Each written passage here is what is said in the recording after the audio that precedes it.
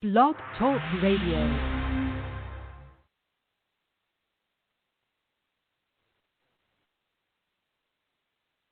Some of the images and sounds you're about to see and hear are graphic in nature. Viewer discretion is advised.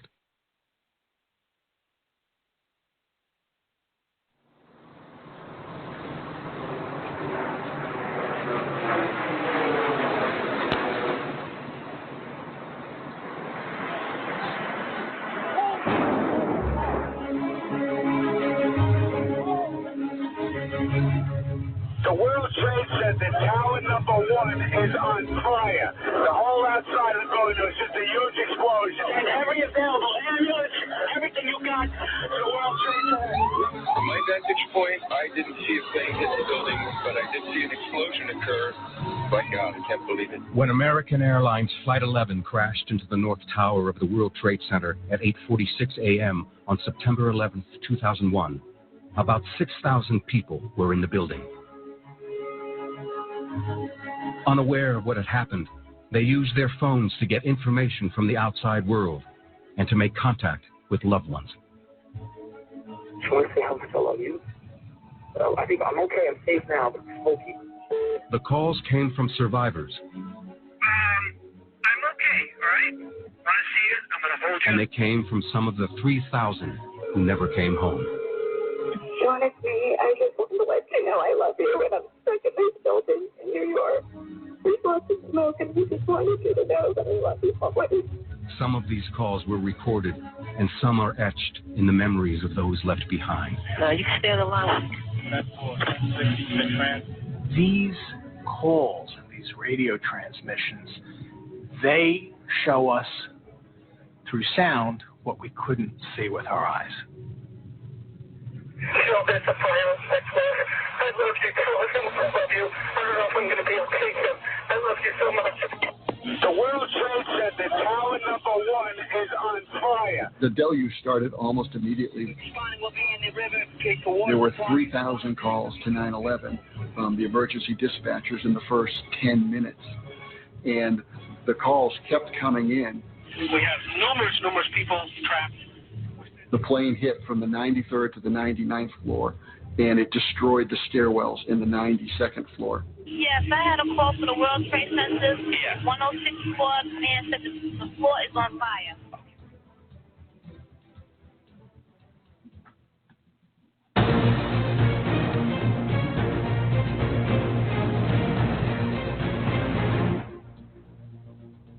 Ladies and gentlemen of America, tonight AJC Radio remembers 9/11, one of the most horrific actions taken against this country in its history. Tonight we look back remembering the voices, the victims, and the survivors of a tragedy that shook a nation. This is AJC Radio, 9/11, we'll never forget. We take off right now.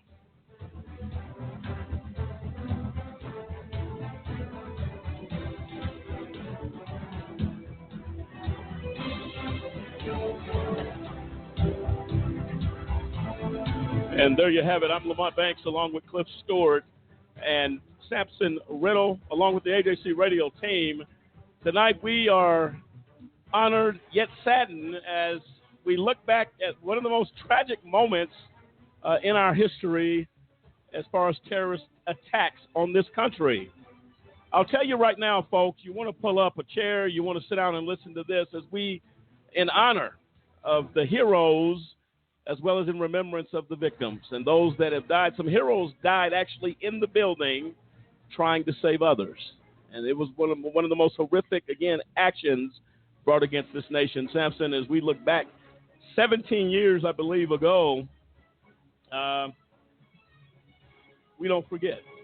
Absolutely not. I mean, this is one day, just like Pearl Harbor Day, this is one day that's going to live in infamy in our nation. This is the time, only the second time in our nation's history, when foreigners came in, from a combatant country and dared to attack us on American soil, and it cost us thousands upon thousands of lives instantly in that day, and it sparked a nation to go to war, to defend itself, and galvanize us as a people to go and act out against those that would do our nation harm. No, absolutely right, Cliff. And there's been a lot of things that have happened. A lot of families, you know, you just never forget something that really impacts a nation on that level. I remember, and we'll ask questions tonight of what people were doing at the time when this tragedy struck America. Many were at work, many were driving, and all of a sudden you're thinking, oh, there's an explosion in a building. You know, that's all you think until it escalated to its highest point of tragedy and horror. And once you knew what had happened, it was definitely something that would shake you. And I'll tell you what, this nation was scrambling, trying to find answers as the death toll continued to rise. And Cliff, your thoughts on the importance of remembering and reflecting back? Yeah, I mean, when you think about it, I don't think that anyone that, you know, over the age of probably 13, 14 does not remember where they were at, what they were doing, you know, at the time of the attacks on 9/11. Looking at it, everybody thought, oh, there's a plane, you know, must have flown off course and crashed into one of the towers, until we really started to understand what was going on. And it left an indelible mark in every American's mind, and, you know, around the world, that that we had a terror attack on American soil. Not, you know, we had attacks before that, you know, were claims. They had tried to, you know, it crashed a car bomb into the Trade Center and things of that nature, but nothing on that scale. It just makes you look back and understand that we have to always be vigilant. And for those who were lost, for our first responders that are, you know, going through some of their health issues due to, you know, the ash clouds there when the buildings came down, we have to remember them, appreciate them, and you know, always honor them for sacrificing their life and their families, and, you know, being the heroes that they are to go in. You know, you might say that, well, they did their job, they're first responders, they're firemen, that's what they're supposed to do. But in the face of danger, in the face of buildings crashing down, they still ran toward it, and, you know, to save other lives. And without them, the casualties would have been many more. We have to tip our hats to them, bow a knee in appreciation, and thank God that they were there to do what they had to do. No, absolutely right. We're going to be joined here tonight. Two guests are joining us. Paul Ciolino will be joining us at the top of the hour, 7 o'clock Mountain Time. He'll be joining us. Apparently had some folks he knew in the tower the day that it began to tumble. He's been a guest on this show. We welcome his perspective and what he has to bring to this conversation. Joining us here at 6:30, about at the bottom of the hour, we're going to be joined by Terry Strada. She is a 9/11 widow, and she has become, as a result of that tragedy, a special interest advocate and national chair for 9/11 families and survivors, United for Justice Against Terrorism, the families. In this role, Terry serves as a liaison between 9/11 families and survivors in the United States Congress. And from her home in New Jersey, Terry travels to Washington, D.C. to meet with senators and representatives. So we're looking very forward to hear from her, someone who actually lost her husband in those attacks and has become a voice for her husband and the things that could have helped avoid 9/11 and others as well. We're going to be chiming in on the RP5 tonight, who actually was in the works of completing and did complete information that would help intelligence agencies, law enforcement agencies, to track terrorist groups, things along those lines, and work diligently to get it done. We're going to talk about them and what they sought out to do as they stood at the location of Ground Zero and were motivated by the entrepreneur spirit to make a difference and to impact a nation. And that's the level that software remains at today, if not better. We're going to be talking about that a little bit later in this program. On the other side of the break, folks, we come back remembering 9/11, the victims, the day the towers fell. This is AJC Radio. We'll be right back.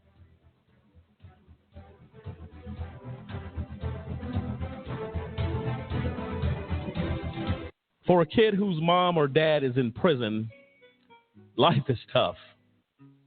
Now, add a wrongful conviction to that. Life just got a little bit tougher. Trying to explain to friends why mom or dad is not at the school play or at the ball game is something that no kid should ever be faced with, especially if mom or dad is innocent. Ladies and gentlemen, get involved today to stop the epidemic of wrongful convictions.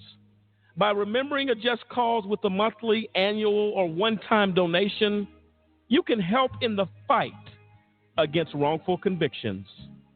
Call a Just Cause today. 1-855-529-4252.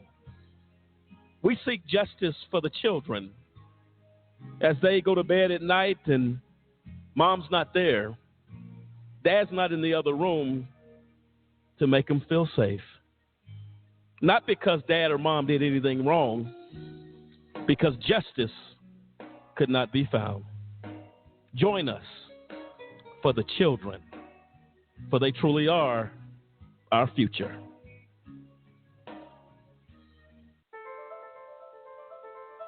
There's a lot of mud when it rains here, and it makes it really hard to find food. There are car bombs every day. My mom worries about me when I go out. Every time I hear the alarm bell go off from school, I think it's an air raid. Sometimes I have nightmares about it. A lot of houses in our neighborhood have been destroyed. I like to close my ears and sing songs whenever the bombs come close. My dad says we have to leave, which makes me scared. I'm worried our new neighbors won't like us. What if they don't understand our religion? Because we don't speak the language, it might be hard for me to make friends. But I know it's all going to be okay. It's all going to be worth it. I just want my family to be safe.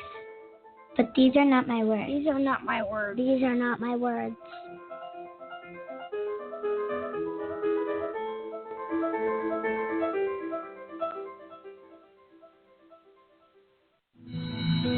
Good morning, students, and welcome to Career Day. I hope you're excited to hear about all the great things you can do when you grow up.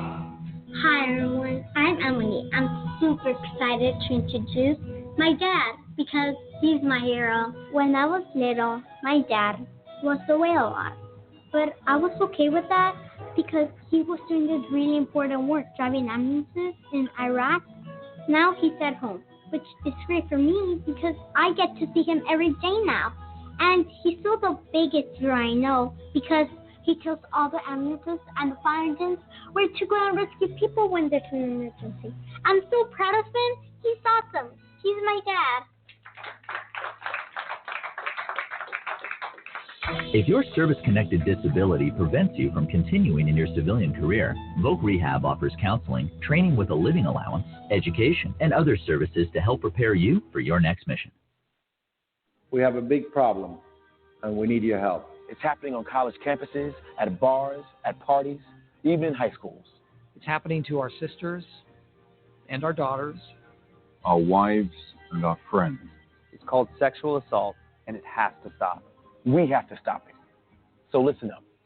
If she doesn't consent, or if she can't consent, it's rape, it's assault. It's a crime. It's wrong. If I saw it happening, I was taught you have to do something about it. If I saw it happening, I speak up. If I saw it happening, I'd never blame her. I'd help her. Because I don't want to be a part of the problem. I want to be a part of the solution. We need all of you to be part of the solution. This is about respect. It's about responsibility. It's up to all of us to put an end to sexual assault. And that starts with you. Because one is too many.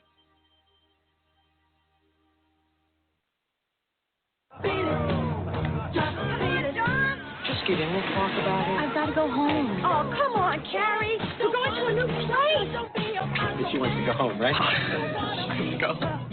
Whoa! You okay to drive? Yeah, I'm fine. You sure? Relax. What's a few beers?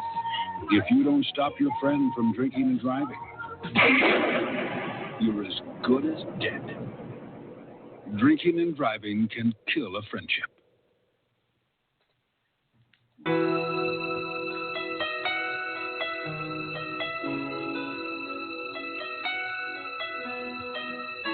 Ladies and gentlemen of America, tonight we look back at the tragedy of 9/11, to our heroes, to the victims, and to really the questions why something so tragic had to happen. My answer to you on that is that it didn't have to happen, and there are people that have to be in place to protect this nation. The IRP-5 are those men that stood in a position now going forward that to avoid any of these type of tragedies to happen again. And that effort, sadly to say, has gone ignored.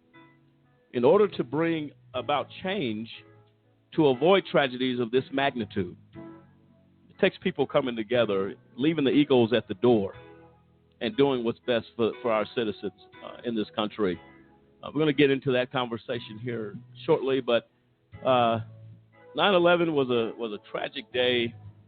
I was working at an organization called American Teleconferencing at the time, and in between conference calls that we actually managed for celebrities all over the country, things got quiet. You had a lot of time sometimes in between conference calls to relax, chill out, do what you needed to do. And I remember looking up on the TV monitor in the game room, if you will, and I'm seeing this fire in this building. I'm not grasping yet because the volume isn't up what exactly had happened. And people were just, there's been a bomb or some sort, but it was far greater. And then they, of course, let everybody go home that day because it was that much of an impact. Never forgot it, never turned off the TV hardly, probably for quite some time after this happened. And what we got to understand is there were a lot of people lost. People lost parents. Parents lost children. This was a big deal. And we honor all of the heroes, the first responders, even those, again, that have really given their life trying to save others. Right now, we're going to play a clip for you that speaks for itself. Listen to this one. You may need the clinics box on this one. Let's play it.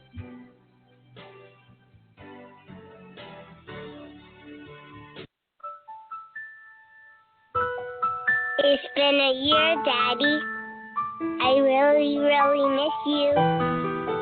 Mommy says you're safe now in a beautiful place called heaven. Oh, thinking about our younger years. We had your favorite dinner tonight. It was only you. And I ate it all up. Young and wild and free. Even though I don't like carrots. No, nothing can take you away from me. I learned how to swim this summer. You've been down that road. And I kept even open my eyes now. When I'm underwater. You may come in back for more. Can you see me? I miss you, Daddy. Baby, you're all that I want. And you're lying here in my arms. Finding it hard to believe we're in heaven. It's been 5 years, Daddy. Love is all that I need. I'm in 5th grade now. I really like computers. It isn't too hard to see, but math is hard. Mommy lets me sleep in one of your t-shirts. Oh, what's in your life? I think it still smells like you. What's in your world? I don't need to sleep with the light on anymore. Up when you're feeling down. I'm trying not to cry, Daddy, but it still hurts. Now, nothing can change what you mean to me. I really miss you, Daddy. There's a lot that I can say. Just hold me now. Can you see me? Can you see me? 'Cause our love will light the way.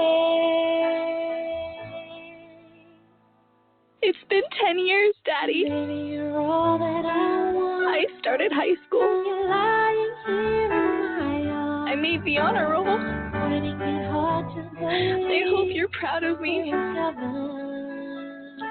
I'm also on the soccer team. Love is all that I need. Can you see me on the field? And I found it there. I started thinking about colleges. Do you think I could be a doctor? I know you'll be with me when I walk down the aisle.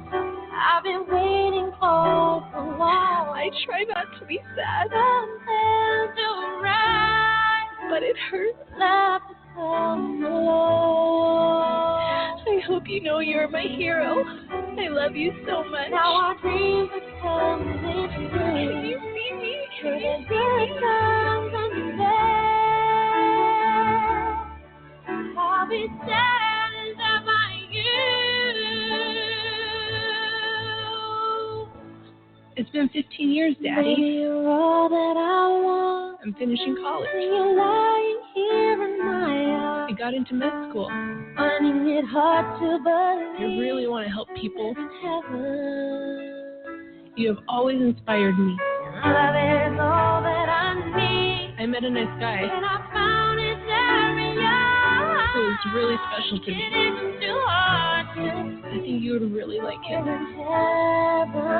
We talk about our life together. Mom says he's a lot like you. I think about you every day. I'm still sad, but you make me strong.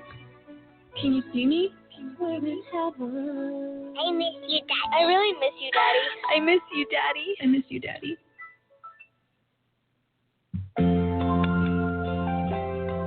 There you have it. A young girl who lost her father. Heart-wrenching, to say the least.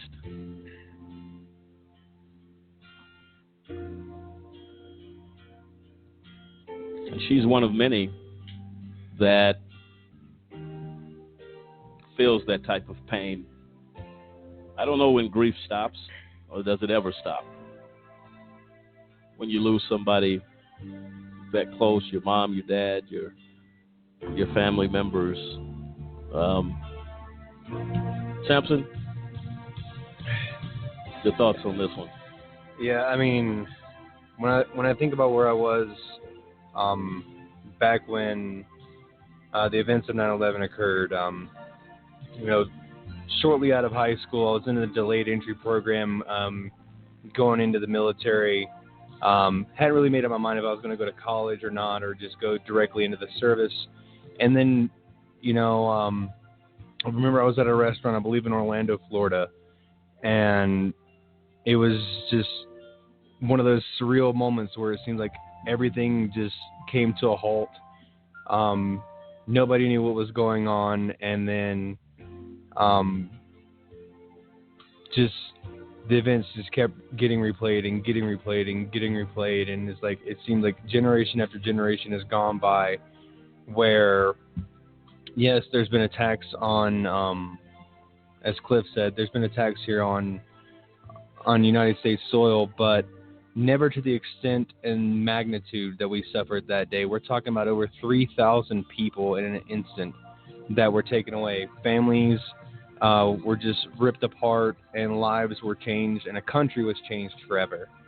And I just, me personally, I mean, it does strike a chord with me. Not that I knew anyone personally, but I know many of the people that were affected. Many of the men and women that I served with were from the New England, especially New York area. And so they had family members, loved ones that were either in the building or were part of the first responder crews that went out there and rushed up 110 floors doing everything they could to save those people's lives. And I mean, it's very sombering, and just, it makes you, reflect on the things that we have today, and like, we never want to take them for granted, especially, that clip we heard. I mean, if that doesn't hit you, in the deepest part of your soul, I mean, I would almost begin to question someone's humanity. Just to put yourself in the place of that little girl that grows up without their father because he was either a first responder that rushed into the building or he was one of the victims of that day. Oh, absolutely right. And it's important that we remember those folks. People went to work that day as any other day. got about their business to take care, of their families, with going to work and providing. And little did they know that such a tragedy was waiting.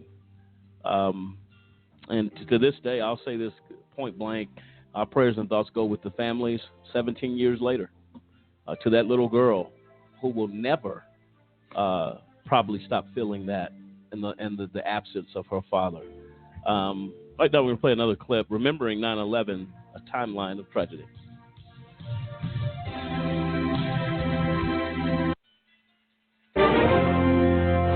It's around 8:45 a.m., a chilled morning in New York City, partly cloudy. In Boston, American Airlines Flight 11, bound for Los Angeles, has been hijacked. Then a news bulletin. An airplane flying due south has crashed into the upper level of the North Tower of the World Trade Center, 9:03 a.m., a surreal event unlike anything in the history of the broadcast media.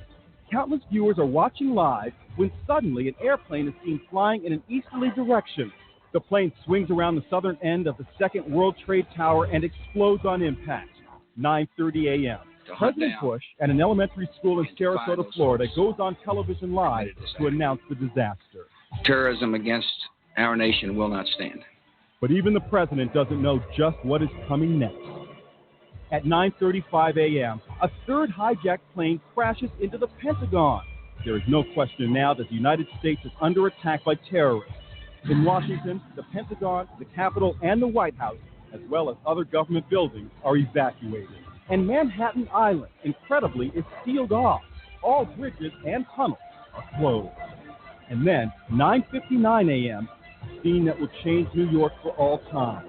The South Tower of the World Trade Center collapses. And just a half hour later, at 10:28, the North Tower goes down as well. New York's Twin Towers have disappeared. It has been less than 2 hours since the first attack in New York City. An unimaginable number of people are dead and injured. The southern end of New York City's famous skyline has vanished. Nothing will ever be the same again. In a street-side news conference near the terrible devastation of the World Trade Centers, New York City Mayor Rudolph Giuliani said, "I have a sense it's a horrendous number of lives lost. I don't know yet. Right now, we have to focus on saving as many lives as possible."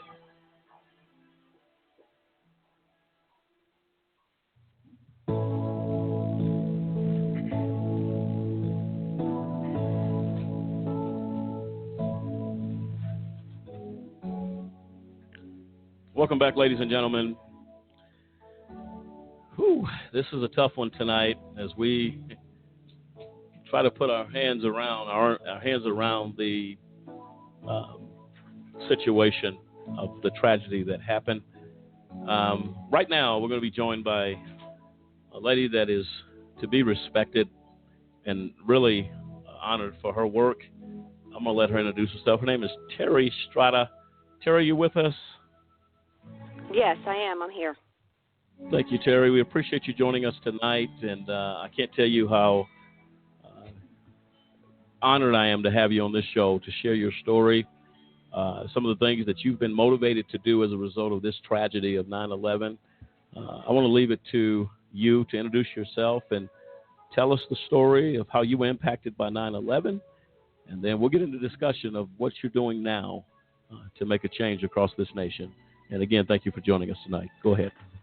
All right. Well, thank you for having me and allowing me to have this opportunity to share with the public what it was like on September 11th for my family. It was a beautiful Tuesday morning here in the New York area, and Tom got up to go to work. I was staying home as we had just brought home our third child on Sunday. Justin was born on Friday. He was 4 days old. And my daughter, who was 4 years old, was going to wake up for her very first day of nursery school. And my oldest, Thomas, who was 7 at the time, was actually sick that morning, and I had made the decision to keep him home from school. So Tom got up and went to work, and I stayed home with the kids. And he telephoned when he first got into the office to ask me how Thomas was feeling and to make sure that everything was okay with everyone at home. That's who Tom was. We were always on his mind. We were always in his heart. And he called home several times a day on a regular day. And with a new baby and a sick one at home, he was going to be calling a lot. So the next time the phone rang, shortly after 8 o'clock, I think, or it was just within minutes of when the plane had hit the building, because I was standing in front of the television set in our bedroom. I had just taken my shower recently, and when the phone rang and I answered it, and he told me that a plane had hit the building, there was no image of it on the television, which I think was a blessing, looking back at it, because I could talk calmly to him while he was talking about how bad it was, and I could hear all the screams in the background, and I knew it was really, something was horrible, and the smoke was bad, and they were going to be going to the stairwell and try to make an exit. We said our I love yous, a few private words between the two of us, and I said, just get out and come home. As soon as I hung up the phone is when I saw the images on the TV that the rest of the world was witnessing at the same time. And I saw the smoke billowing out of the North Tower where he was. And I just screamed to my mother, who was there visiting or helping me with the kids, and told her, he can't get out of that. Nobody can get out of that. Look how bad that is. And I just remember being so afraid for him. And as we all know how the day progressed, it just went from bad to awful to worse to devastating. When the second tower was hit, I was standing in front of the television and couldn't believe what I was seeing, that deliberate airplane coming into the South Tower, where I also had friends. Tom had worked on Wall Street his entire career, and we had friends in both buildings in various companies. And I was terrified for everyone, and the people on the plane. How could you not, your heart not be breaking for them also? So as it went on, and the South Tower was the first one to fall, it never entered my mind, in my psyche. I suppose what we just saw was so unbelievably impossible to witness that it never entered my mind it would happen again, and that it would happen to the North Tower. Until, of course, it did.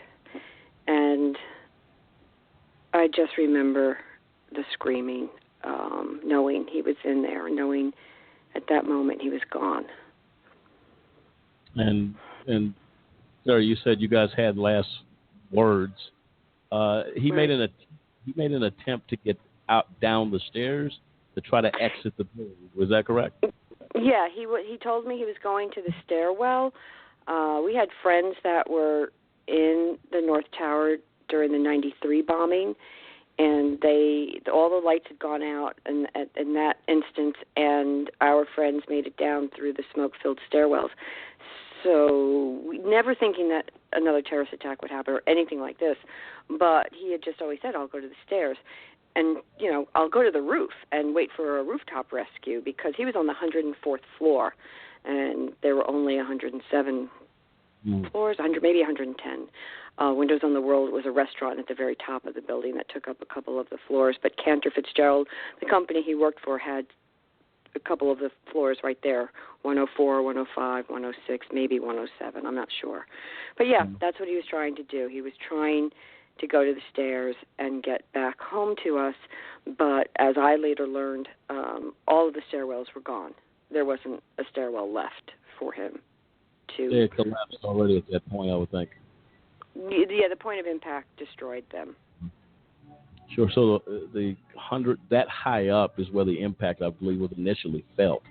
So people below that were able, my understanding, was able to get out before the buildings ultimately collapsed.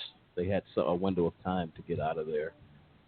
Yes, I believe the point of impact was the 92nd floor in the North Tower is where the first plane hit. So, right, every person above that, to my knowledge, didn't get out. Although there may have been one or two survivors, but they weren't at Cantor. No one from Cantor Fitzgerald got out because, like I said, the stairwells were gone. so there was no chance of getting out. And I know that the stairs were locked trying to get to the roof, so they were trapped. They couldn't get to the roof, and they couldn't get down. So there were other phone calls that were made that were coworkers, and every single person were crying and screaming the same things. It was just an inferno, and it was horrible. Can't imagine that. And Terry, now you said you had friends in other buildings there. Were there any survivors or friends that you and Tom had known? Did they get out? Well, yes. Family friends were over in the South Tower on the lower floors, and they got out, thankfully. But every single person that was at Counter Fitzgerald that day, no one made it out of the building alive. So I lost 20 to 30 friends. His entire desk was gone. Every single person he'd worked with, his boss, brothers. I think there were 6 sets of brothers that worked at Counter Fitzgerald. People that we had been to their weddings. We had been to their children's, communions and things like that. I mean, we were a family. We were an extended family. They worked very close together on a trading floor, elbow to elbow, and you get to know each other very well. And young people, one of his coworkers, Danielle, she was 29 years old. Her parents were planning her 30th birthday party in October.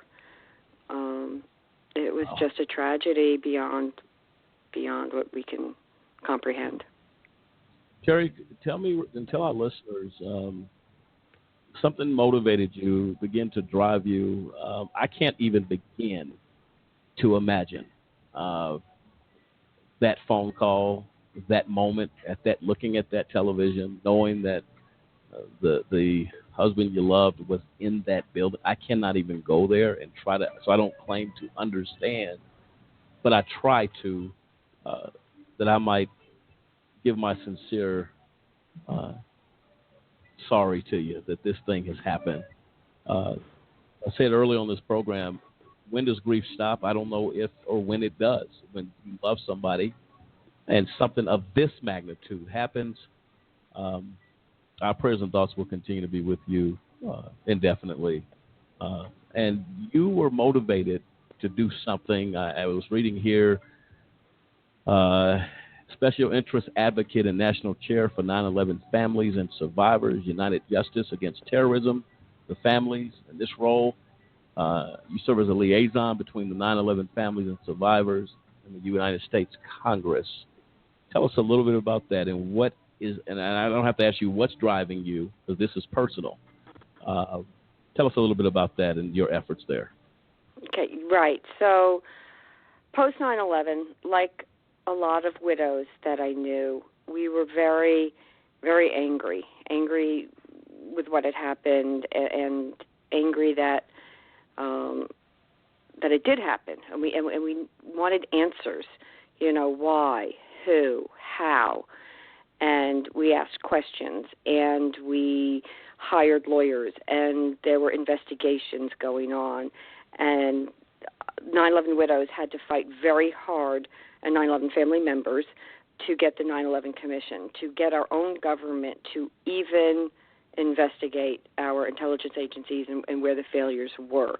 The Bush administration was not going to do anything until the families stood up and fought for that. And the administration did not cooperate.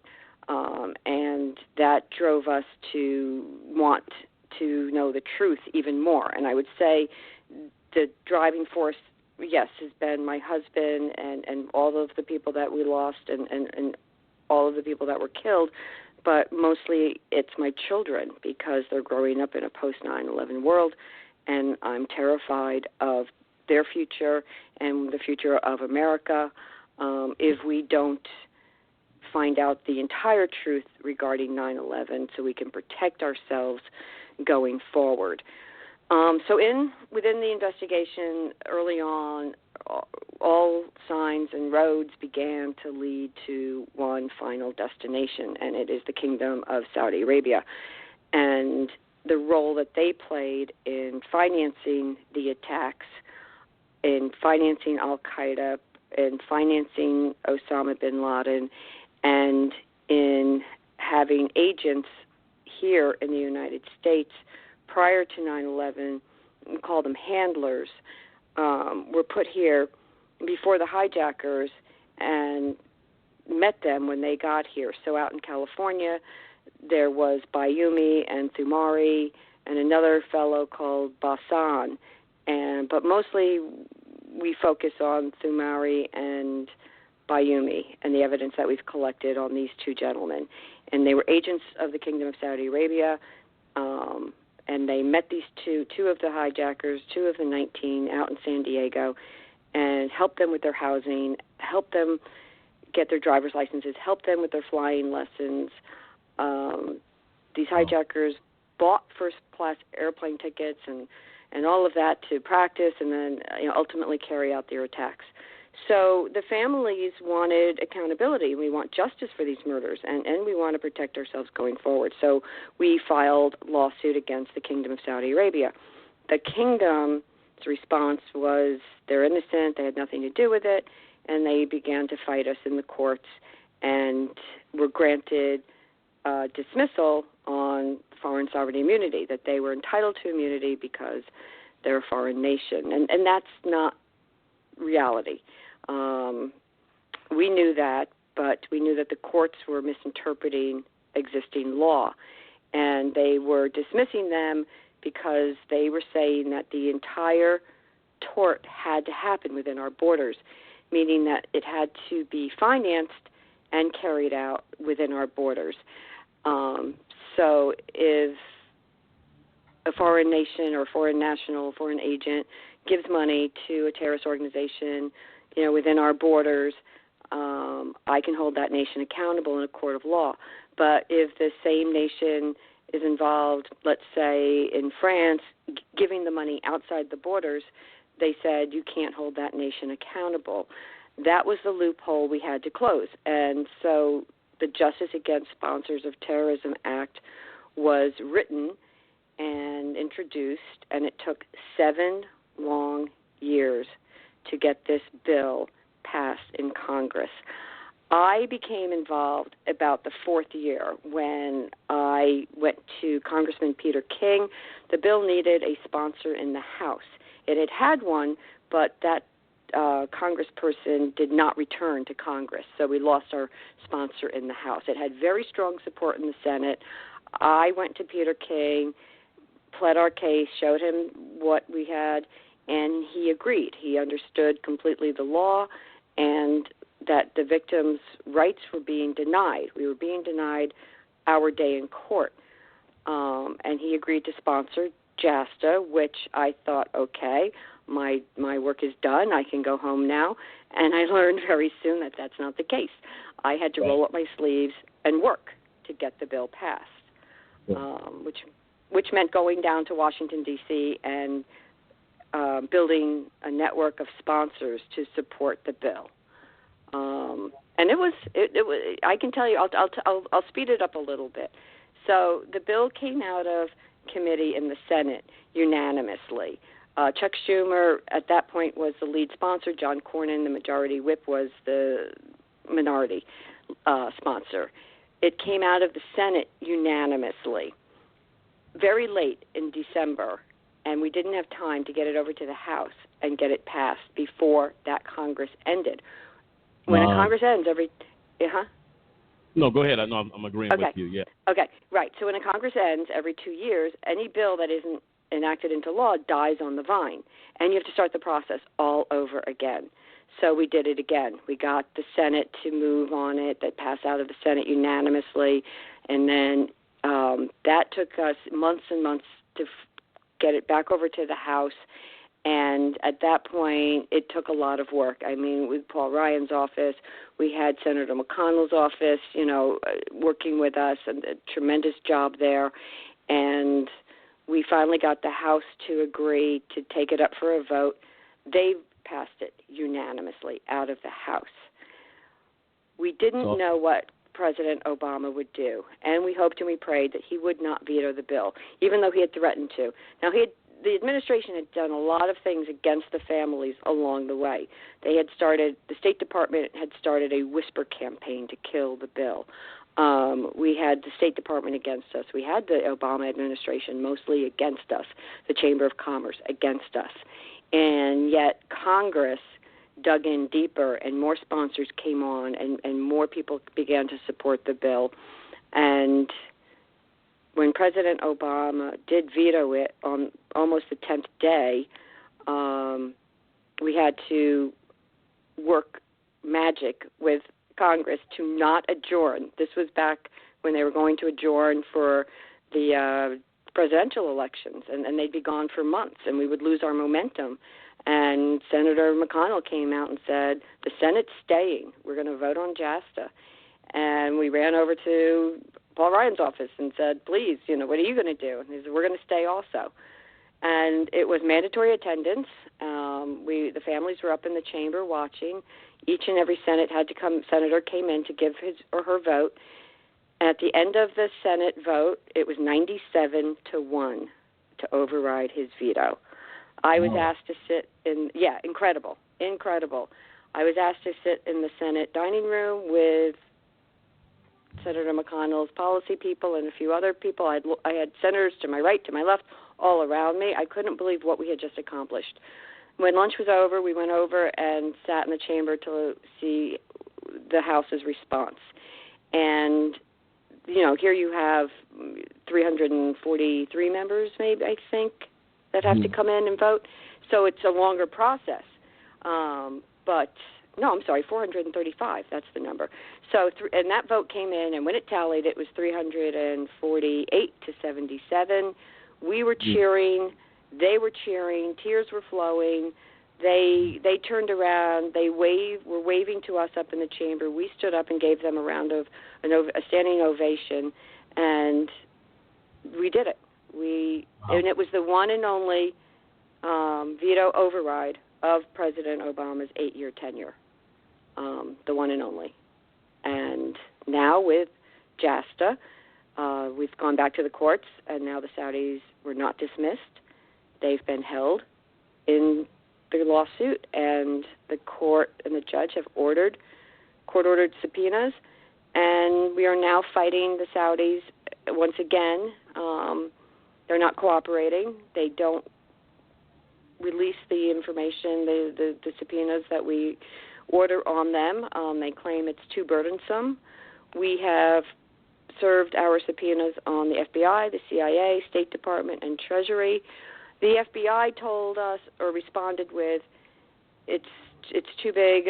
What you're asking for, we could never, go through our files and find that. So we responded with, well, then give us all your files and we'll find it. So it's been a horrible, terrible battle, and a painful one to continuously have to fight. I'm very impressed by your effort, and to feel like, look, we're not going away. We're going to fight, and right. that is to be respected. I'm telling you, that just gives me a good feeling, and sounds like people need to join forces with you if there's an issue to go through that process. We've had the opportunity to have quite a few visits there to our nation's capital, Capitol Hill, and you're talking about work, getting in, talking, positioning. This is what we want, and for you to say, look, this just isn't it. I'm going to have to roll my sleeves up and get involved. And for that type of an accomplishment, you should be saluted tonight for that. And I'm sure your husband would be very proud of the efforts that you are making, and what you're doing is phenomenal. I think it's your thoughts. Yeah, absolutely. I mean, here it is. In spite of tragedy, again, they picked up out of the ashes. They, like you said, they dusted themselves off. They rolled their sleeves up, and they fought and they fought and they fought and they fought, and they finally won. And now they're going back after the people that have been trying to basically pull the wool over their eyes or throw some little smoke screen, and they're not letting go. That's utter tenacity right there. That is one of like the characteristics you'll see any military first responder type person. If you're a tenacious person, whether you wear a uniform or not, we will respect that. We love it. You know, as a veteran, I will tell you, if I see tenacity in a person, that's one thing. Is like, yes, that is somebody that I can stand shoulder to shoulder with when times get tough. Right there. And Terry, go ahead, Terry. Just thank you so much for that, for all of that praise. I mean, the 9/11 families are a force to be reckoned with, and when they unite and they stand and they go to Washington D.C. and they demand, you know, in the proper way, with the respect to be heard and to be, you know, to not be denied the most basic right of being able to present evidence that you've collected into a courtroom. That's what they were trying to deny. And the Saudis, they fought us so nastily. They hired foreign agents. So the Foreign Agent Registration Act, the FARA, that we're hearing so much about on TV now, with, you know, who was connected with Russians and who had a FARA for this and a FARA for that. The Saudis have been breaking the FARA regulations and laws for years, and they hired 100 throughout the country after JASTA was passed to go out and hire and bring in military to Washington, D.C. to fight for an amendment to JASTA. And it was all based on lies, and they told the military that they were at risk for being sued for serving our country, which, because of JASTA, which was absolutely not even possible, because JASTA makes an amendment to the Foreign Sovereignty Act, and that's a foreign nation, and that's all we can do is hold a nation accountable because of JASTA, not an individual. And any act of war was specifically excluded.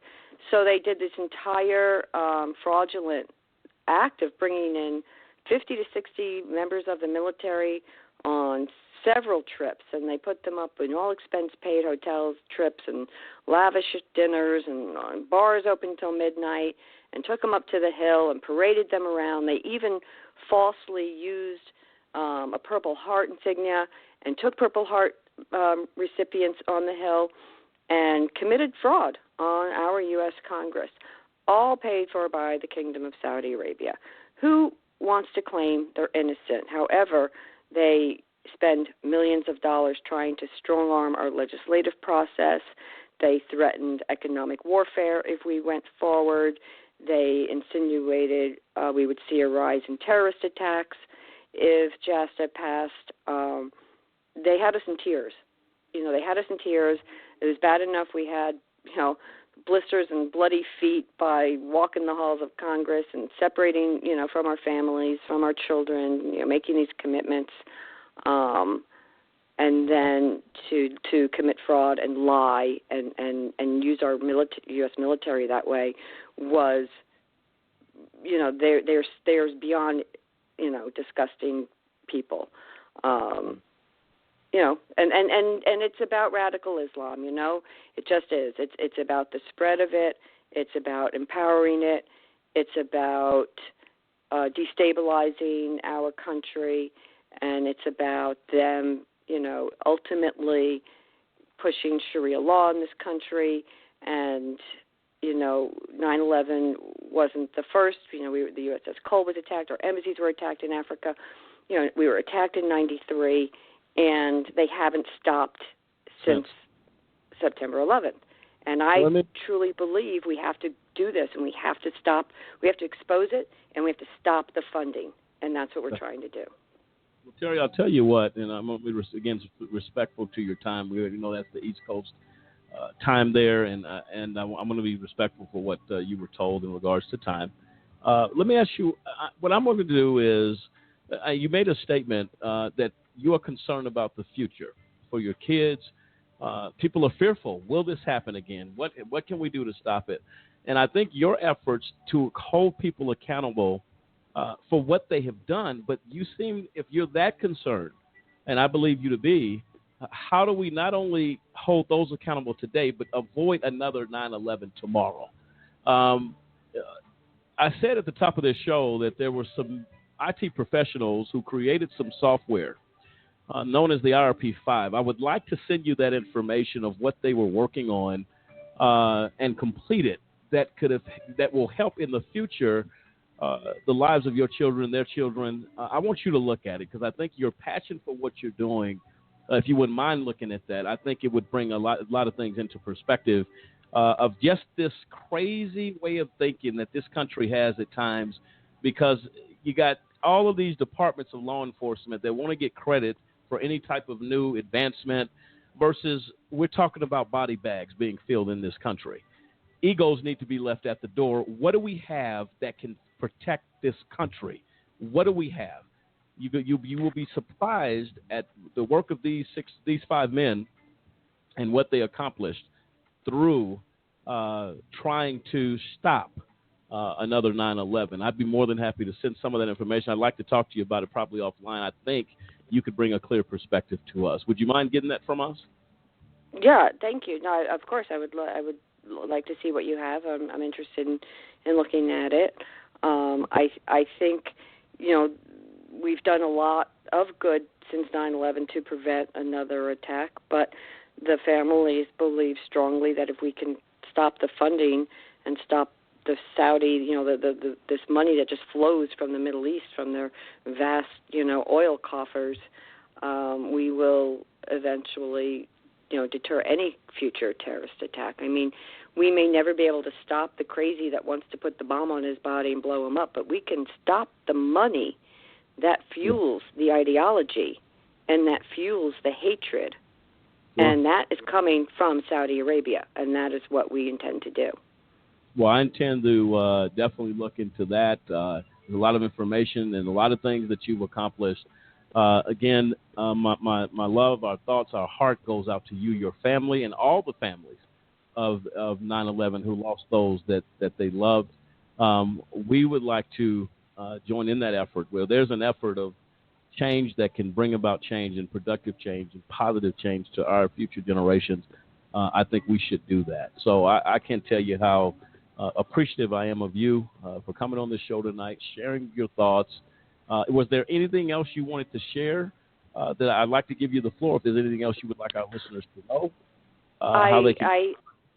Anybody that's out there that any FBI, CIA, intelligence officer that is maybe retired now that has information that they have wanted to share or sitting on or could help with us and shed a light on what they know, we would love to hear from them. We've had a couple come forward, and the details that they've given us were shocking, and we know that there's more out there. So anybody that has information that is a true FBI or CIA agent, former agent, we would love to hear from you. Okay, and how can they get a hold of you, Terry? Just look online, just Terry Strada. You'll find me. There's a passjast.org is our website, so my contact information is on there. But anybody that really might know something, they'll know exactly how to reach me. Okay, we appreciate you so much for your courage, your strength, all of those things, and I run out of adjectives to give you because I don't think we have enough to salute what you do. I really mean that. Thank you so much, and thank you for giving me this opportunity. I appreciate it. You know this, Terry, going forward, as this thing goes wherever it goes, if you need a platform, you're welcome here at any time. Just give us a call, and we'll make that happen for you, okay? Yes, great. Thank you so much. All right, thank you. Have a good evening. Okay, thank you. Okay, there you have it. A magnificent young lady. Sampson, that's courage at its highest level. Yeah. And not only talking the talk, getting it done. I mean, when you have the Congress turning around and applauding you because they have, through nonpartisan issues, come together to say we need to do something.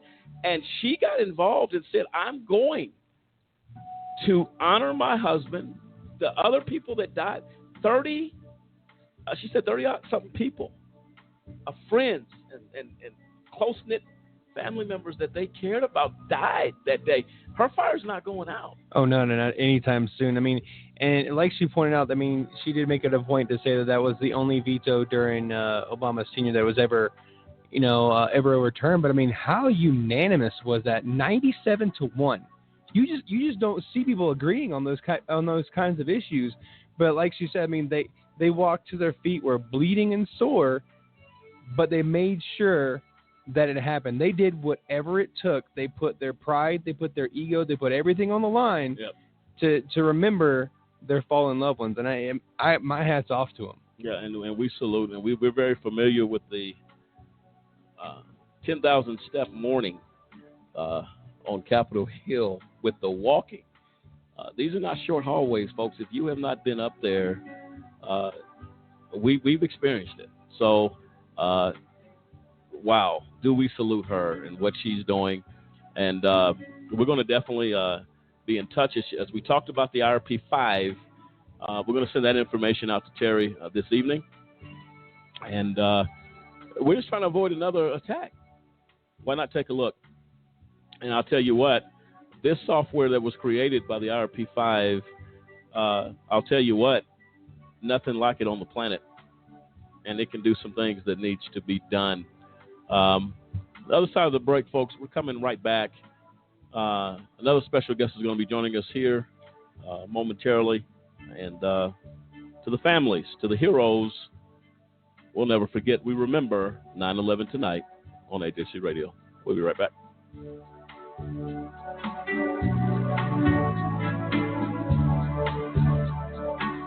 Do you know anyone who's been sent to prison who's innocent? The United States is experiencing record numbers of exonerations in cases where people were wrongfully convicted of crimes they did not commit. If you believe that no one should be sent to prison for crimes they didn't commit, there is something that you can do today. By remembering a just cause with a monthly, annual, or one-time donation, you can help in the fight against wrongful convictions. Call a just cause at 855-529-4252 or visit a-justcause.com and click the donate button. A Just Cause is a 501c3. Wrongful convictions are wrong. Let's be the voice of those who can't speak from behind the wall.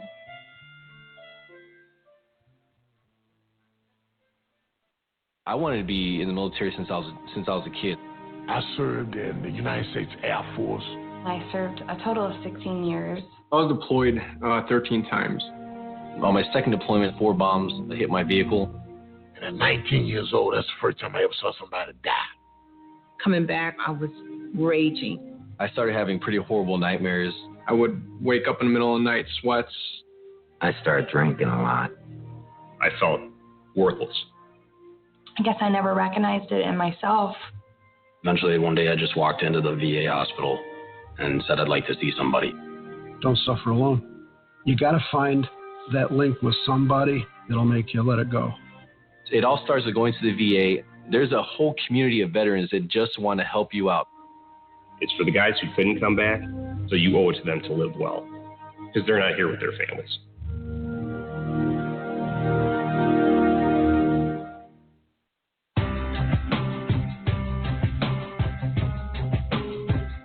How often does our justice system get it wrong, convicting innocent people of crimes they did not commit? A new project by the University of Michigan Law School and the Center for Wrongful Convictions at Northwestern University School of Law tries to answer that question. In the last 23 years, more than 2,000 people have been convicted of serious crimes and later exonerated, according to the National Registry of Exonerations. By far, the largest segment was almost 1,200 defendants falsely convicted because of large-scale patterns of police corruption, generally in drug and gun cases.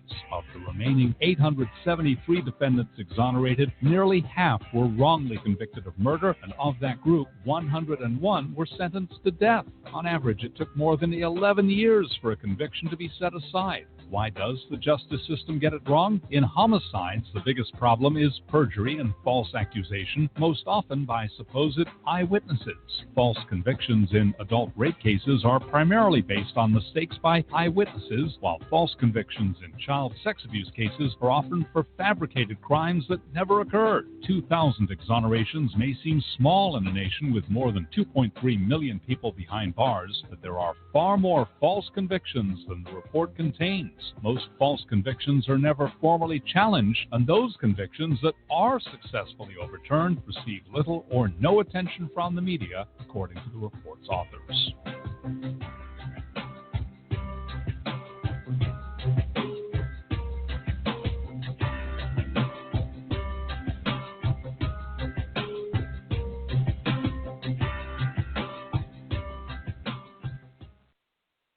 You're on your way to meet up with friends, but you can't seem to get anywhere quickly. You don't want your friends to be annoyed, so you text, "You're on your way."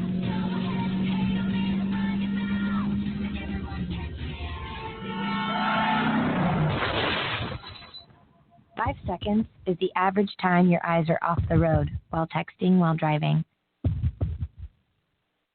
Make sure you get where you're going.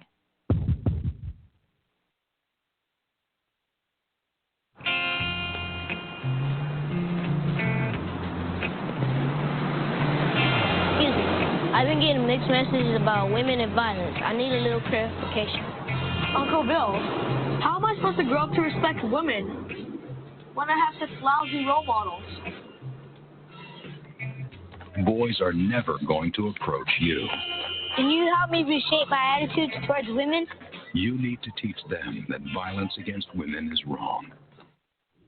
Congress shall make no law respecting an establishment, religion, or prohibiting the free exercise thereof, or abridging the freedom of speech, or of the press, or the right of the people, peaceably, to assemble and to petition the government for a redress of grievances.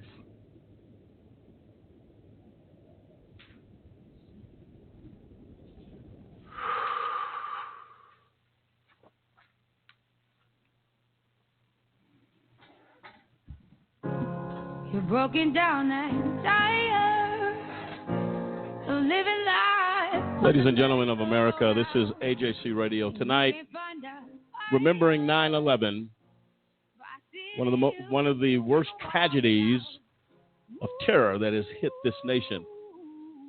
Tonight we look back, we follow the words, we shall never forget. It is important that we reflect, that we look back, that we look at the heroes, the victims, and the perpetrators who were guilty of this act. And America stands united to bring those to justice who were held accountable. President Barack Obama capture, killing of Osama bin Laden was a step in that direction. We continue to seek justice. Terry Strada joining us tonight, a widow of 9/11, shared her heart-wrenching story moments ago. The tragedy, but the perseverance of this woman and the families of the victims have come together in a force to be reckoned with as they have walked the halls of Congress, to implement change, and change was done. That battle and those efforts continue, not only through her organization, through A Just Cause, and many other advocate organizations that are out here trying to implement change. As we talked about the RP5, men committed, dedicated to creating and building software to keep the homeland safe. We're going to send that information to Terry Strada and anyone else that can understand we must come together as a nation, as a people, as a race, a human race, to make a difference. Right now, we're very pleased to be joined on this program by Paul Ciolino. He's a friend of ours, a gentleman that has impacted our lives along the way through the fight for justice for the RP5. He joins us tonight as he reflects back as well on 9/11. Paul, are you with us? Lamont, how you doing? Good evening, everybody. Doing good. How are you? I'm fine. Thank you, Paul, for taking some time out of your schedule today. Talked to you briefly earlier today, and always willing to help where you can. We appreciate you so very much for taking time out of your day this evening to help us reflect. It's my pleasure, Lamont. You guys are doing God's work there. I'm always happy to join in when I can. Yeah, we appreciate that. Paul, as we were talking about 9/11, I know you'll share something briefly. I'm going to give you an opportunity. Tell the folks what you were doing. How did 9/11 impact you? Well, I'm a old soldier. I was a soldier for 7 years. I wore a uniform for this country, and I loved every second of it. And I got to tell you, any soldier on 9/11 only wanted to do one thing, and that was answer the bell, man, and get back in the fight. So, at my somewhat advanced age, that wasn't going to happen. And I got to tell you, it depressed the hell out of me. I remember sitting in a hotel room in Cincinnati about 2 weeks after 9/11, and I'm sitting there watching this horror show on TV and these victims and everybody who died there, and I'm just, I'm telling you, I think I had a case of PTSD for a while. I was just messed up for months, and I remember it like it was yesterday, like most of us do. I mean, I worked at CBS News at the time. I had dozens of friends in New York City who were within blocks of that. I had one friend who was killed, and I'll talk about him in a minute. It was the most tragic thing that happened in my lifetime. I'm 62 years old, and the only thing I can compare it to is when John F. Kennedy got assassinated, Martin Luther King and Bobby Kennedy. I mean, those were tragic things, but nothing like this. I mean, those are people, all three of those gentlemen knew they were targets, and they did what they did knowing Martin Luther King predicted his death days before it happened. I mean, he knew he wasn't going to see 50 years old. He was positive about it, and he was right. But 2,500, 2,800 civilians, whatever the number was, the airplanes that went down that day, it was just, it was a tragedy that I doubt we'll ever see again in this country. We may, but short of a nuclear bomb being exploded within our borders by terrorists, I don't think it could get much worse. And so, I like everybody else, I mean, we were sick. I mean, and we were sick for years over it. And, of course, it has bogged us down in a $5 trillion war. We're still fighting today. I read today that there's been 6,500 acts of terrorism committed against us in the United States since that time. So I don't know what we did, but it seems to be worse than it ever was. But we're dealing with people who are evil. I mean, there's no this is evil versus good. And we're in this fight every day in this country, and it's something we should all remember. No, absolutely right. And I think people need to understand, and you said perfectly that when you're a target, you expect any day somebody can do something, but you continue the fight because you're a soldier or a champion in the cause which you fight for. But as you said, innocent civilians going to their jobs, providing for their families, out of nowhere. Your life, as we talked about. Go ahead, Paul. Are we ever going to forget the women jumping out of the 90th, 95th floor, and in their last act of modesty, they're trying to hold their skirts down, while they're flying through the air. And I mean, I'll never forget those photographs and videos as long as I live. I just can't imagine the family members. We've seen what they've gone through. And the 323 firemen, New York City firemen that walked in that building, almost every one of them had to know they weren't coming out. 26 paramedics, another 175 Port Authority policemen. I mean, it was horrendous, but yet there was heroic actions that day that saved tens of thousands of lives. And I think that's what we have to choose to focus on, is the activities of the people who saved all those lives that day. There were rock stars, man, of the human race who forfeited their lives to save hundreds or thousands more. And that's huge. And that's what that's what Americans do when it comes right down to it. That's the America I grew up in and love. Those are the people who can be counted on in a time of tragedy, and they sure stood up that day. And I want to talk about a guy by the name of John O'Neill. And John O'Neill was an FBI agent for well over 20 years. At the time, on September 11th, he was getting ready to start a new job at the World Trade Center as the Director of Security. Now, he wasn't starting till the following week, but he was trying to get his son a job, and John was a New Yorker. He was from New York, born and raised there. He worked all over the country.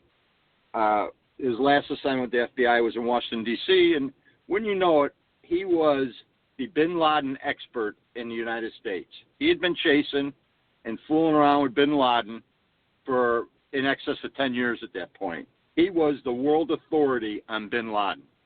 And he had a falling out with the FBI. John was a Lone Ranger type of guy. He was not well loved by upper management because John was the kind of guy, I'm getting the job done, and I'm going to get it done right. And I know you guys don't like my methods, but I'm doing it anyways. And he had a falling out where he basically got fired. He resigned. They were going to fire him over some silly stuff. He was giving a speech in D.C. He had his cell phone in his briefcase, and a busboy grabbed the briefcase. It was on a tray, a table tray. While he was giving the speech, he grabbed the tray, the briefcase, and John's classified phone. Of course, you have to report that immediately, which John did. They recovered the phone, the briefcase within hours, and the FBI was acting like they were going to fire him. So John chose to resign. John being John and being a world-class investigator was immediately picked up by the people who own the World Trade Center to be their next director of security. Because John worked the bombing at the World Trade Center years previously. He was the lead investigator on it out in the New York office. John was an interesting guy because John knew to fight this evil, he had to bring into the tent, of the U.S. law enforcement tent, people from Pakistan, Saudi Arabia, Jordan, etc. All of our allies in the Middle East, especially the police and intelligence people, John would bring to New York for training, for intelligence briefings. He would romance them with dinners and cocktails. John had an American Express card. He dropped $25,000 on a dinner some nights, which drove the FBI crazy. But what did it do? It got us all this goodwill with these foreign services and these intelligence agencies who started cooperating with us, who started working with us, who started telling us, hey, you guys are a target. This is what's going to happen. And this paid off immensely. The FBI and the government being who they are, though, what do? They want to fire them over a phone thing because John, at one time, told the director of the FBI after if you recall, there was a bombing on a United States Air Force base in Saudi Arabia, and well over 100 people were killed, I think, and John O'Neill was the lead investigator on that, and he goes to Saudi Arabia with the director, and when he gets there, they're basically, the Saudis are lying to the director. And John O'Neill, on a conversation on the director's private jet coming back to Washington, D.C., said, Director, they were blowing smoke up your ass. They're lying to you. How did John notice? Well, John knew people high up in the security forces in Saudi Arabia, and they told him that they were lying about it. So he knew what he talked about. The director found it to be crass, and John fell out of favor. But I could tell you a story. Bill Clinton and Janet Reno and the head of the U.S. Attorney's Office in New York used to call FBI headquarters and ask John to come see him on the QT because John was the most knowledgeable guy about terrorism in the world. Hands down, no question about it, he was the expert. Because of his iffy standing with the FBI, the President of the United States and the Attorney General used to have to sneak visit with him. And O'Neill would tell him, listen, you guys are going to get me fired. I can't be having these secret meetings with you. I got bosses. And Clinton would say, John, don't worry about your bosses. I'll cover it. But that was the kind of guy O'Neill was. So on 9/11, O'Neill, who is not officially started his job, is in the building because his son is coming in from New Jersey to apply for a job in the computer department, in the IT department at the World Trade Center. So John got there that day early to meet his son. The good news is his son missed his train in New Jersey and never got there. The bad news is John was there when the first plane hit, and he knew what it was. There was no doubt in his mind. He was responsible for evacuating the buildings and getting everyone out of there. When everyone was saying, stay, this is an accident, O'Neill was, oh, bullshit. It's not an accident. We're under attack, and we got to get these people out of this building. Unfortunately, John went back into the second tower, and it collapsed on top of him and killed him. Now, I was here for John. John was an agent in Chicago for a long time, is where I met him. And I was here at his memorial service, and his adult daughter, back in 2001, she's given the eulogy for John here, and she said that her first memory of her father was sitting at home watching videotapes of Osama bin Laden. She said she could pronounce Osama bin Laden before she could say, regular words that school kids know, because she grew up sitting on her father's lap watching Osama bin Laden tapes her father was studying.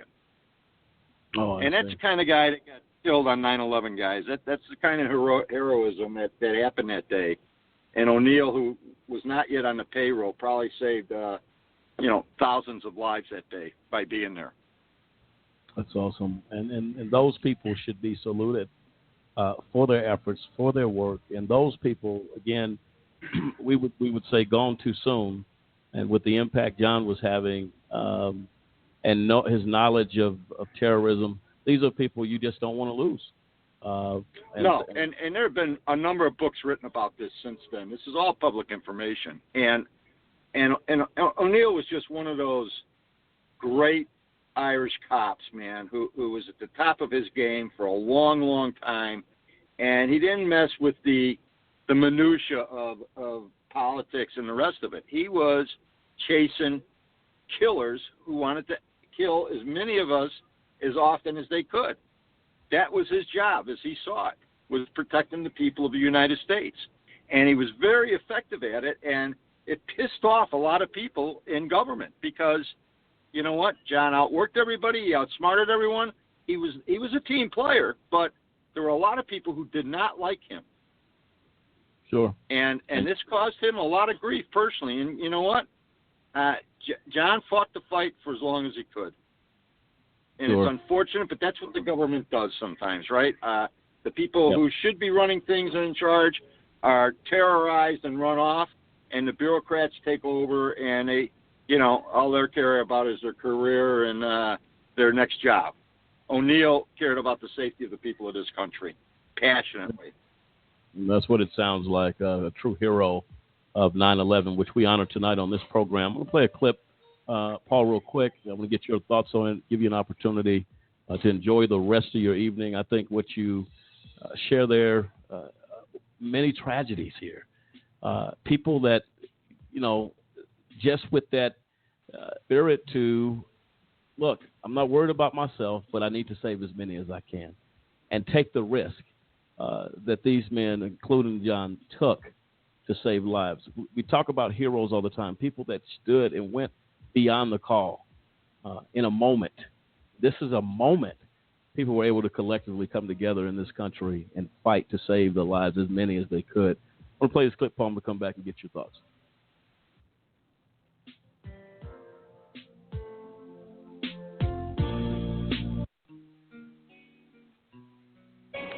Families of the fallen.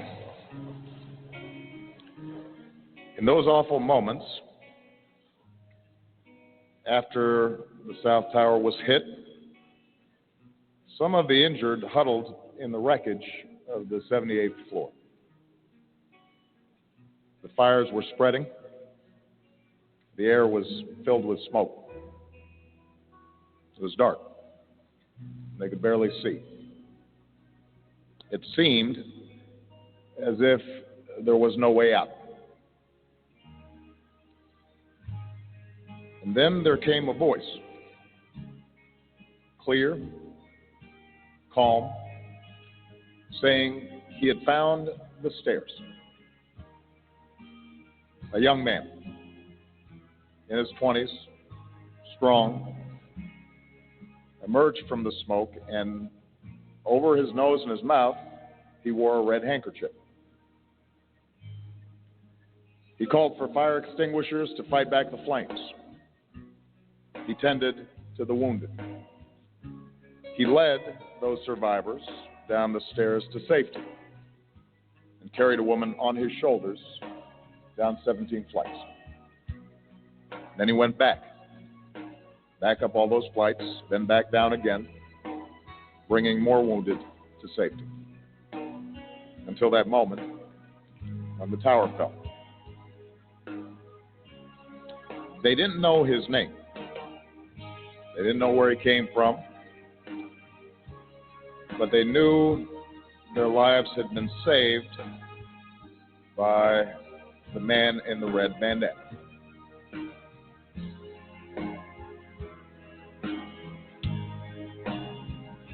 Again, Mayor Bloomberg, distinguished guests, Mayor de Blasio, Governors Christie and Cuomo, families and survivors of that day. To all those who responded with such courage, on behalf of Michelle and myself and the American people, it is an honor for us to join in your memories, to recall and to reflect, but above all, to reaffirm the true spirit of 9/11. Love, compassion, sacrifice, and to enshrine it forever in the heart of our nation.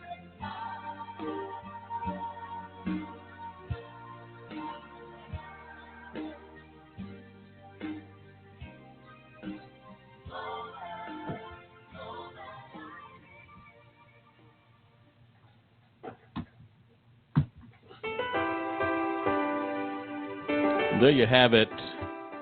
The man with the red bandana, President Barack Obama, speaks to that hero of that day, of that moment, running in and out of a building that ultimately took his life, but not before he saved countless others. Paul, your thoughts on that? Well, if there's anybody more eloquent than President Obama, I don't know who it is. I just watched his speech at McCain's funeral, and in a funeral filled with great speakers, Obama was heads above anyone else. So he could touch your heart, man, with a few short words and phrases, and I think he was right on the money there. The heroes, he just explains it in a way that anybody can understand it, and they get it. And it's been 17 years, guys. I got to tell you, it's flown by, right? But today it seemed like yesterday, and I had to turn off the TV tonight because I just can't stand watching it. It makes me insane to watch this stuff. And how many thousands have we lost since then? Injured, screwed up for life. It's a never-ending war that has no end in sight. And you are fighting with people who like to live in the 13th century still, who believe we're evil because we're Christians and not Muslims. And that's what you're fighting. You're fighting just lunatics. And Obama figured out how tough it was. Bush, Obama, every president has said, man, there's no end in sight to this stuff. And there is no end in sight. We just got to keep doing what we do in this country, and we got to get better, and we got to be better people, and we have to be better citizens, and we have to treat each other better. And remember, there's a whole world out there that wants to see us destroyed and our way of life destroyed. That's true. That's very true, Paul.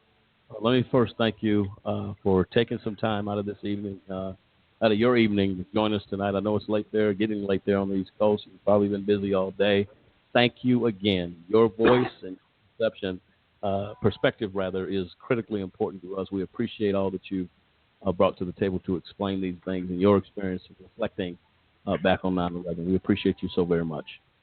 Well, thanks, gentlemen, for having me. It was my pleasure and honor to contribute whatever I could, and God bless our country and our people. Take care, guys. Take care, Paul. There you have it, Paul Ciolino speaking to his personal firsthand experience of loss there. Former FBI agent, he mentioned John there, that did some things, but was a hero. Absolutely. Yeah, I was just reading over this quote from Lamar Alexander. It said, September 11th was one of our worst days, but it brought out the best in us. It unified us as a country and showed our charitable instincts and reminded us of what we stood for and stand for. I mean, there are numerous records of people, going in and out of the building, the first responders, be it, firemen, police, EMT, whomever, but there are probably even more just faceless, nameless people that sacrifice themselves for the person who's to their left and right to make sure, okay, I'm going to do my best to make sure you get out. And that is what the American spirit is completely all about. I mean, we've heard it displayed through our two guests tonight, just, with Miss Strada, how the countless hours spent up on Capitol Hill, fighting until they could get justice served. And then with Mr. Ciolino here, I mean, he's talking about a 35-year career, just day after day, working himself for the American people. And I mean, I'd tip my hat to all these people, all the ones that sacrificed themselves on that day and since then, to ensure that, that the American way of life doesn't die out, that the home fires are still kindled, they're still burning bright, and that we see this issue resolved, and we never forget those that paid the ultimate price. Absolutely right. We'll go to a clip now. Voices from inside the towers on 9/11. Let's play it.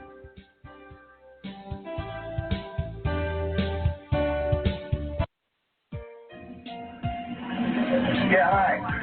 I'm on the 106th floor of the World Trade Center. We just had an explosion. The 106th floor? Yes.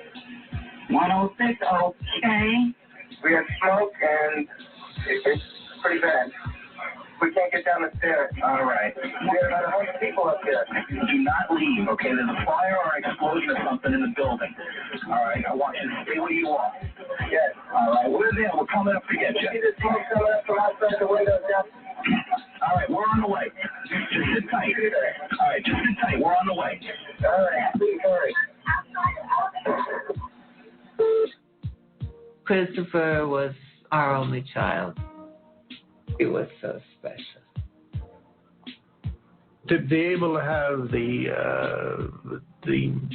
911 audio was really very important. The most emotional, poignant moment for me is when he asked him, "Please hurry," and thank you. All right, please hurry. To be able to have that presence of mind under pressure like that, I thought was just remarkable. I was really proud of him. I mean, to be able to keep that cool and request, "Please hurry." I think that was his last words.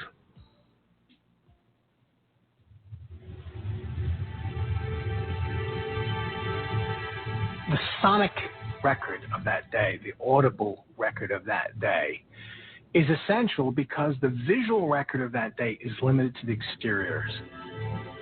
Fire on several floors.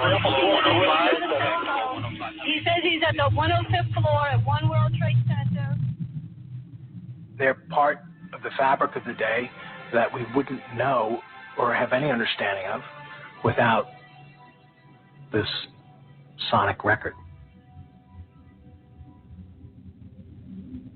Brian Nunez was an office manager at Cantor Fitzgerald on the 104th floor of the North Tower. He was just 6 floors above the plane's impact.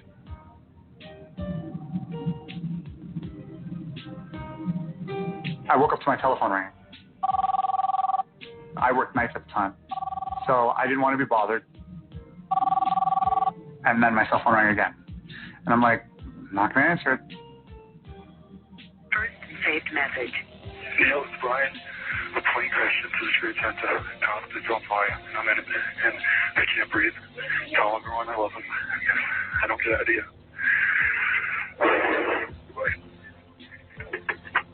End of message.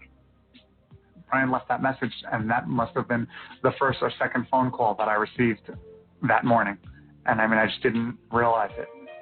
No, it's really hard to struggle with, what would have happened if I answered the phone. But I mean, I couldn't do anything, even if I did answer it. I keep the message on an MP3 file, so I have it on CD. I have it hidden away in a safe. I have it, on every hard drive I have. I have it like everywhere, just so that nothing happens to it. It's Brian's last words. One of the reasons why recordings were made was so people could record their last words. I think it gives me a little bit of guidance. I draw from Brian's strength when I hear the message. Melissa Harrington Hughes was a business executive attending a meeting on the 101st floor of the North Tower. I just wanted to let you know I love you, and I'm stuck in this building in New York. There's lots of smoke, and we just wanted you to know that I love you always. Melissa was in New York for just one day. September 11th started like any other morning. Woke up, put a pot of coffee in. So I was making the bed, and the telephone rang. Well, I don't usually answer the phone, but this morning I did. It was my daughter, Melissa. I knew she was in New York. She was only going to be there that Tuesday. When the merger was done, she was flying back to California the next day. Melissa was a little hysterical. I told her, honey, you have to slow down so that your father can understand what the problem is. She got her composure, said to me, Dad, I'm on the 101st floor of the World Trade Center, and a bomb just went off. In my bedroom was a TV set. I turned it on, happened to be on CNN. I saw the fire. I saw the smoke. I was heartbroken. She told me the fire wasn't her major concern, but there was an awful lot of smoke. So I said to her, honey, can you see an exit sign? She said, yes, Dad. And I said, well, under all the exit signs, honey, are stairwells. I said, you get to that stairwell as fast as you can and get out of the building. It was very unusual that people outside had almost a greater sense of alarm and urgency than the people inside who were in the dark. Families were seeing billowing smoke and the flames licking up the side of the building. It was just a terrible responsibility for the people on the outside to have to say, it's worse than you think. In the North Tower, Michelle Cartier, an executive assistant, had just started her day. I just felt like this day was just not going to end right. It was just not going to be a good day. And little did I know that it would be a day that changed the rest of my life. Went to work that morning, worked at World Trade Center 1 for Lehman Brothers. We were based on the 40th floor. Started going through my emails. It was a normal routine, preparing for the day. And the next thing I know, the building moves. And I could hear the computers sizzling. Then the whole floor just evacuates. Michelle's brother James was also working that day in the Twin Towers, but in the South Tower. In his job as an electrician, James Cartier moved between different floors. The only thing that I wanted to do was to find out where James was. Even though he was 4 years younger, he always had that older brother role in taking care of everybody. As part of a large, close family growing up in Queens, James used to go biking with his older brother, John. John was teaching James how to ride the motorcycle. So they shared that passion and love for the motorcycle. John was working nearby when James called him from the South Tower. He called me to say that Tower 1 had been hit by a plane. He could see the smoke, and that Michelle, my sister, was in Tower 1, and he didn't know what floor she was on. So, we immediately went into, family mode, And I said to my brother James, had I known it was my last words, I would have probably chose better words. But, I just told him I'll meet you on the street and I'll be there.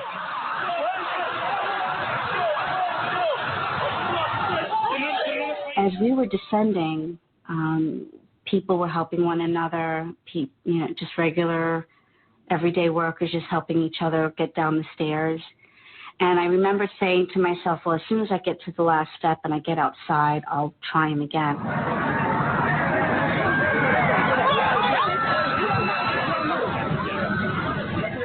All of a sudden, in this crowd of thousands of people, I look up and I see my brother John. John was at the World Trade Center because he had received a phone call from his brother James, who was on one of the higher floors of the South Tower. Their plan was to meet and find Michelle. Now, I wouldn't have been there at all had he not called me. But his thoughts weren't of himself. His thoughts were of my sister, and that we, as her brothers, have a job to do now, to go get her and get her out of there.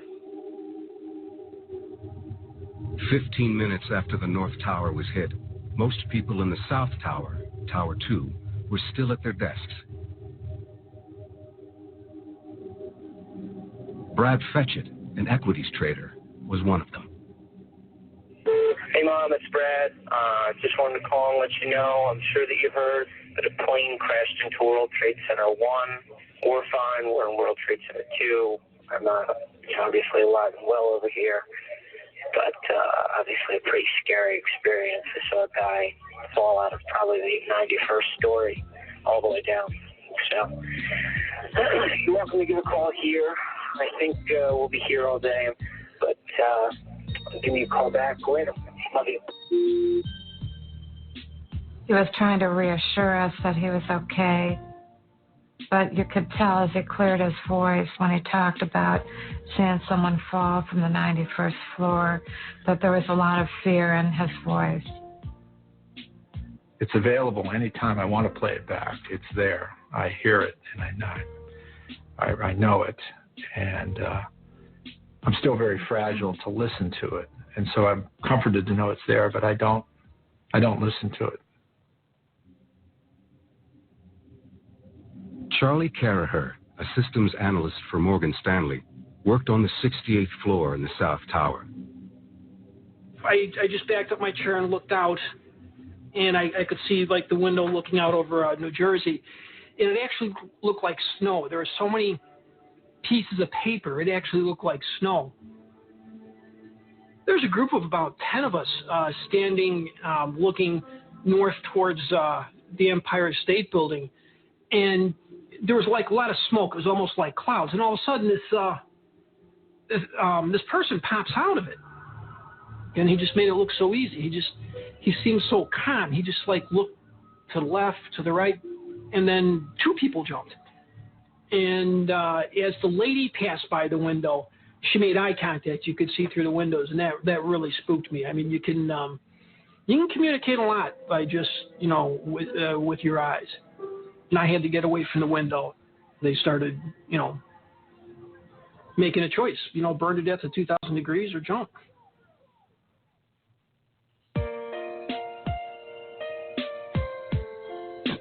What a tragedy. Voices from inside the towers sharing those emotions, the fear, the devastation. Horrible, horrible thing. We sit here tonight and try our best to say, how do we avoid these things from happening again? How do we come together as a country and say, life is precious, important?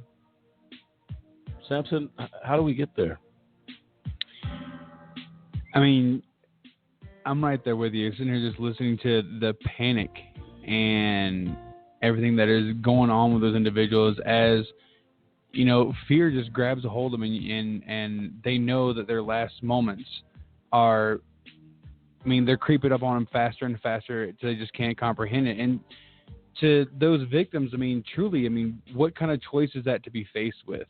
You know, you either stay where you're at and die from either smoke inhalation, fire, or you jump from almost 1,000 feet in the air.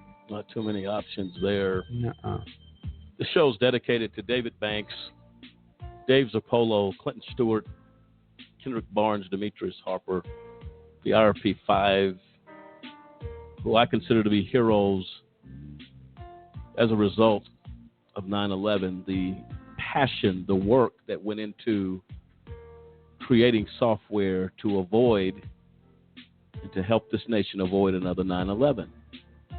These men are known as the IRP-5, who were wrongfully convicted for really wanting to protect the place we call America.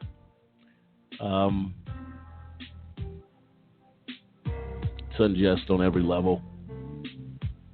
We need these men home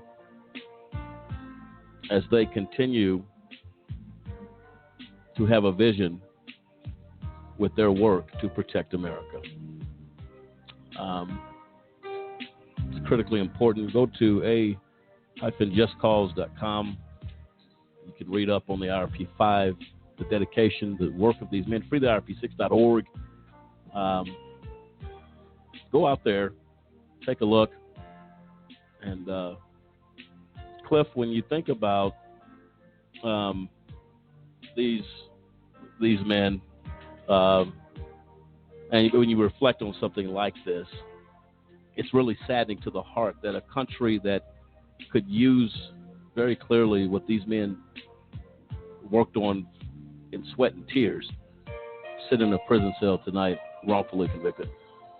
Well, when you look back on, the 9/11 Commission report, the reasons that they said that the attacks on our nation, on the towers, on the people of America, the reason that attack was able to happen was because there was no collaboration of information. You have,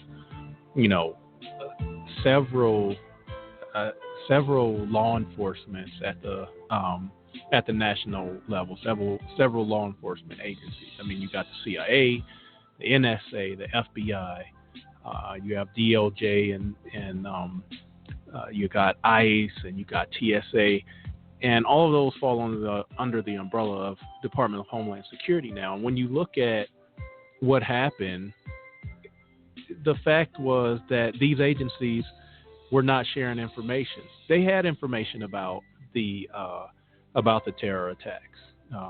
Several of the agencies had different pieces of information, but like you said earlier, Mont, they want to each take credit for what they bring to law enforcement, rather than saying, "Hey, let's come together and protect the country on a whole."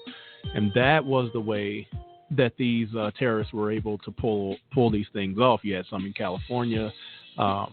Like Terry Strada was saying, they were in San Diego learning how to fly planes. You had other ones who were in Florida. So the pieces of the puzzle were there.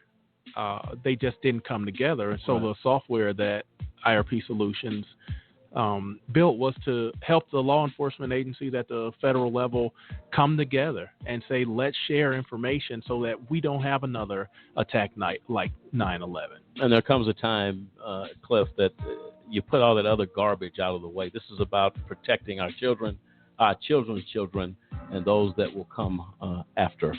In this closing clip, we played a part of this earlier. The young girl who lost her father in the towers grew up and moved on. We explain the importance of her voice. Let's hear it.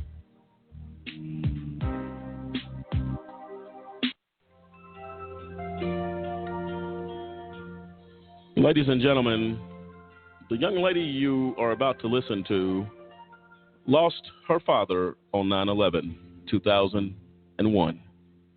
Through the years, one thing remained constant. She continued to miss her father. Here's what she had to say.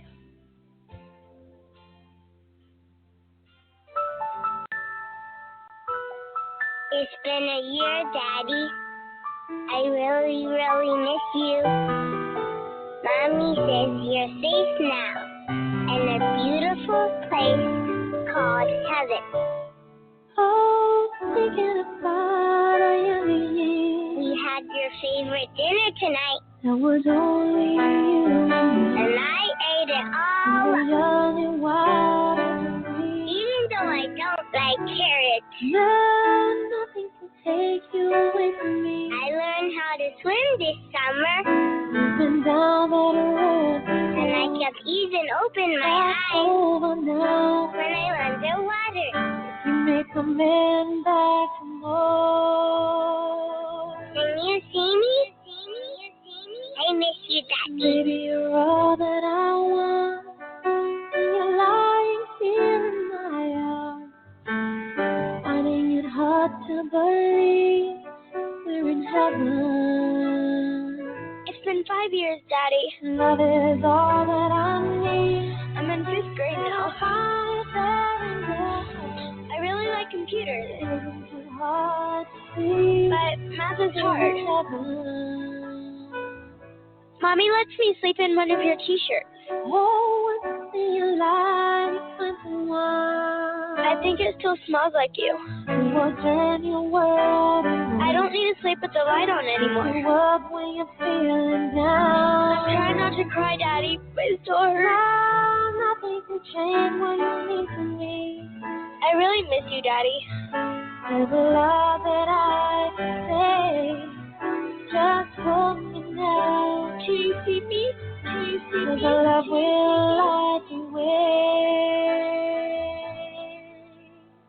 It's been 10 years, Daddy. Baby, you're all that I want. I started high school. You're lying here in my arms. I made the honor roll. Finding it hard to believe. I hope you're proud of me. I'm also on the soccer team. Love is all that I need. Can you see me on the field? It isn't too hard. I've started thinking about college. Do you think I could be a doctor? Now our dreams are coming true. For the good times and the bad. I know you'll be with me when I walk down the aisle.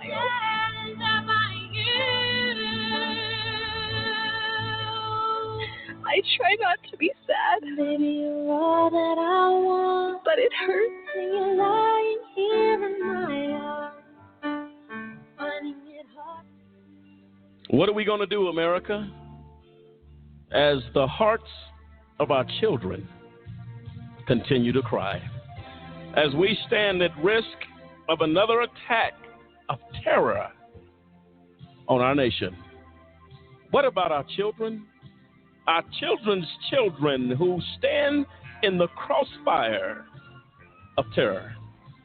We must act now that America and our children will remain safe.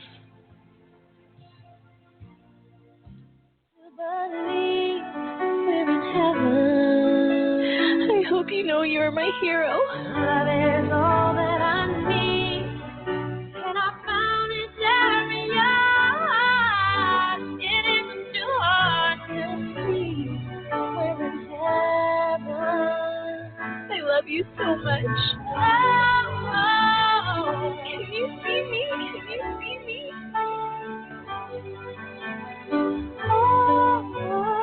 I miss you. I really miss you, Daddy. I miss you, Daddy.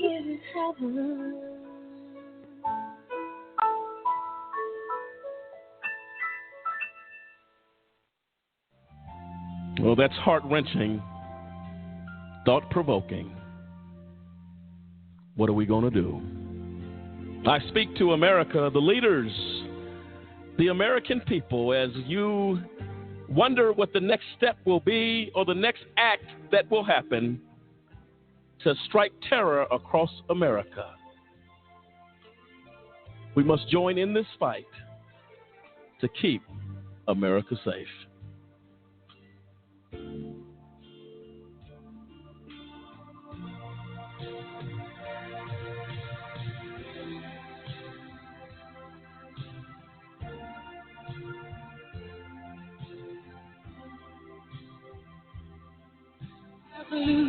His faithful lightning up his path.